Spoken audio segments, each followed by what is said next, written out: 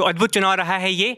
अगर आप देखें जो रीजनल फोर्सेस हैं पश्चिम बंगाल में तृणमूल कांग्रेस और खासकर तमिलनाडु में डीएमके, वो पूरी तरीके से धराशायी हुए हैं। लेकिन जो सबसे बड़ी चीज़ है वो कि चीफ मिनिस्टर्स की हार हुई है। तमिलनाडु में एमके स्टालिन हारे हैं, तो ममता बनर्जी की फिर से एक बार भवानीपुर में हार हुई है। फिर एक बार इसलिए मैं कह रहा हूँ कि पिछली बार नंदीग्राम में उनको शुभेंदु अधिकारी ने हराया था और इस बार शुभेंदु अधिकारी ने उनको भवानीपुर में हराया है। करीब 15,000 वोटों का अंतर रहा है, 20 राउंड और वोटों 15,105 कंठस्थ कर आए हैं। जिंदगी याद रहे। पंकज सर बता रहे हैं इस बारे में कि क्या है ये पूरा का पूरा और ये कितनी बड़ी राजनीतिक घटना है, ममता बनर्जी का चुनाव हारना उस मकाम पर जहाँ पर उनकी पार्टी पूरी तरीके से धराशायी नज़र आ रही है। धराशायी इसलिए क्योंकि 215 से आप 80 के इर्द गिर्द सिमटने नज़र आ रहे हैं। सर क्या कहेंगे आप?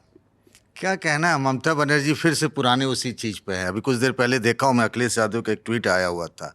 ममता बनर्जी जो आरोप लगा रही हैं कि उनको मारा गया, लात से पीटा गया, चुनाव हारने के बाद एक बड़े नेता से मुझे इस तरह की उम्मीद नहीं थी। आप मर्यादित तरीके से, हार होता है, चुनाव में हार जीत लगा रहता है, सब लोग हारते हैं, बीजेपी भी हारती है। झारखंड बीजेपी हार गई थी, तो उसको मर्यादित तरीके से हार को स्वीकार करिए और आपकी कहाँ कमियां रहीं, गलतियां रहीं, उस पर आगे चलिए। यही हमको सीखने को मिलता है। वो कहते हैं ना, ठेस लगने से बुद्धि बढ़ती है। पर ममता बनर्जी जैसे एक बड़े नेता को, जिनको हम लोग सालों से स्ट्रीट फाइटर के तौर पर देखते रहे, जिन्होंने 34 साल की लेफ्ट सरकार के खिलाफ आंदोलन शुरू करके फिर उसको हराया, 15 साल से बनी हुई थी, तो बड़ी निराशा हुई कि ममता बनर्जी का जो व्यवहार है।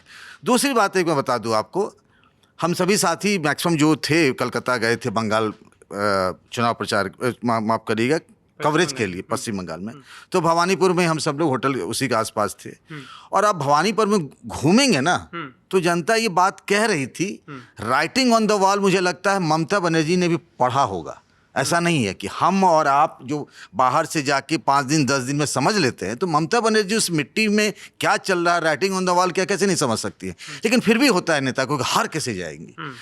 तो वहाँ मुकाबला बहुत कठिन था। उनको ये पता था कि जो सामाजिक संरचना है वहाँ की, कि 20% मुस्लिम हैं, आधे में प्रवासी हैं, जिसमें राजस्थान, गुजरात, महाराष्ट्र, बिहार, यूपी के लोग हैं और आधे बंगाली लोग थे। और जब ऐसी लहर चल रही हो, और मैं तो आपको बताऊं कि एक काली घाट के दूसरी तरफ जो गली थी, ममता बनर्जी जिसमें रहती हैं, जो हम लोग बात किए थे उनका हरीश चटर्जी के पता वाला घर का, उस गली में एक महिला से जब मुलाकात हुई तो उन्होंने कहा कि ठीक है, सुख दुख में ममता साथ आ जाती है। घर में एक बार पानी बहुत लग गया था, फिर किसी ने कहा किसी का डेथ हो गया था, लेकिन इसके आगे ना उनको लगता था कि कुछ है नहीं बंगाल में करने के लिए, एक नाउमीदी थी।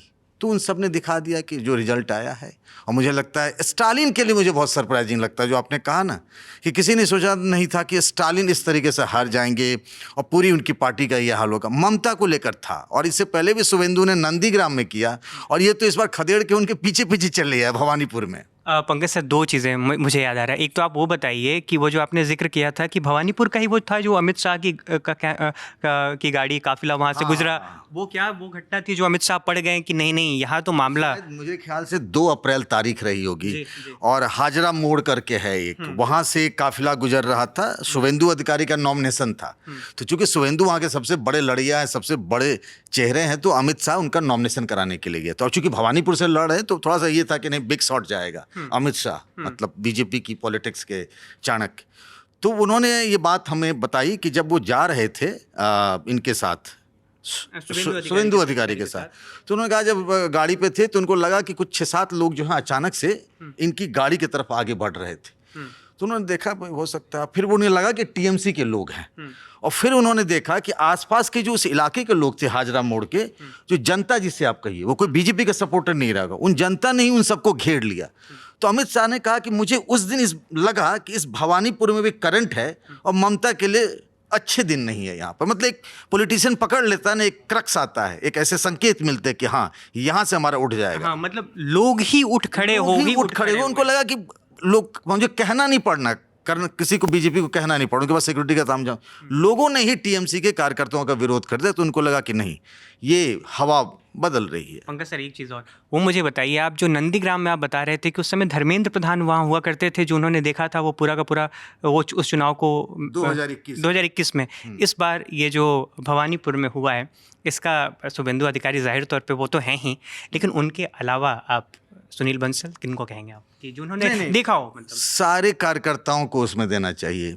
2021 में जब बीजेपी हारी, उसके बाद जिस तरीके से बीजेपी के कार्यकर्ताओं का दमन हुआ, उनके खिलाफ उत्पीड़न हुआ, और उस वक्त मुझे याद है बीजेपी के कई बड़े नेताओं ने उनका साथ छोड़ दिया था, उनको उनके हाल पे छोड़ दिया था।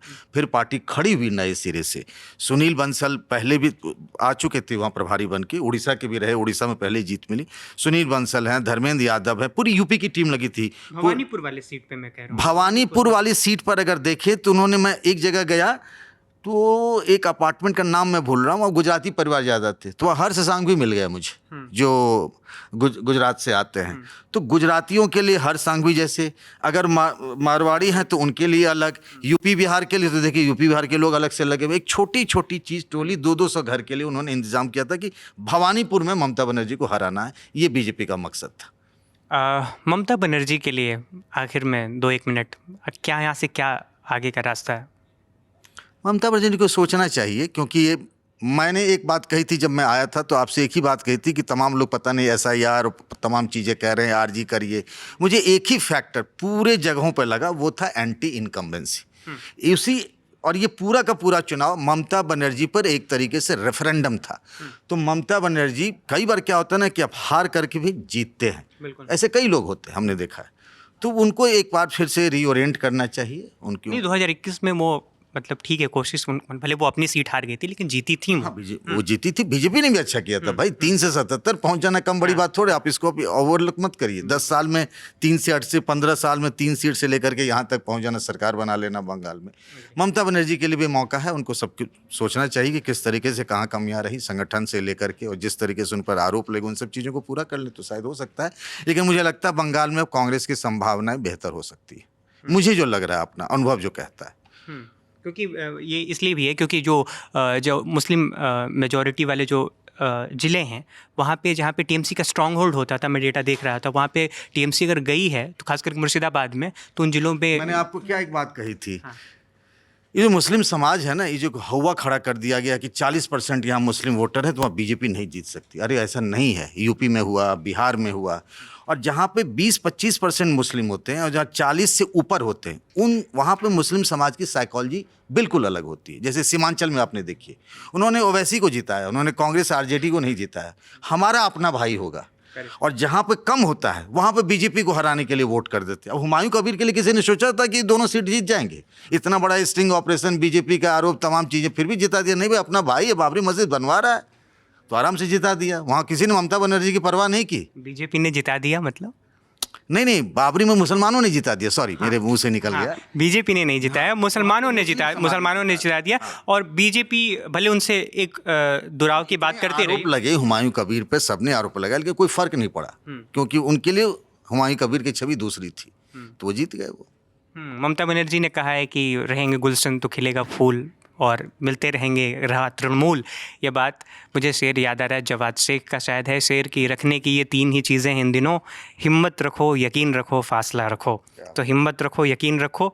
TMC के लिए फासला रखो, ये यकीनन किसके लिए कहा जा रहा है? तो कम से कम जनता से तो फासला नहीं रखो। तो ये बातचीत है।